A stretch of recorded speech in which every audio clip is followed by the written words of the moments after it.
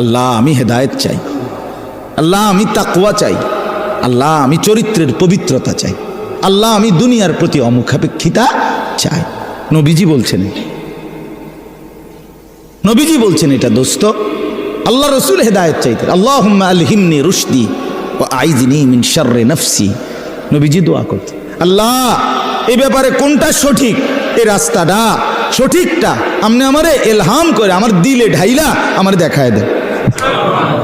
আইযনি মিন শাররি নাফসি, আল্লাহ আমার নফসের ধোঁকা, নফসের ক্ষতিকর মনের চাহিদার থেকে আমাকে হেফাজত করে। নবীজির দোয়া এগুলো।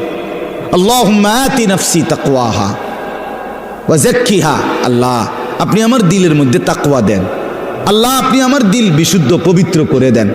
আনতা খায়রু মান যাক্কাহা, আপনিই তো হচ্ছেন সর্বোত্তম পবিত্রতাকারী। আনতা ওয়ালিয়ুহা, আপনি তো হচ্ছেন নফসের মালিক। ওয়া মাওলাহা, আপনি তো হচ্ছেন জিন্দেগীর মাওলা। আপনি ছাড়া তাকওয়া দিবে কে? আপনি ছাড়া হেদায়েত দিবে কে মাওলা?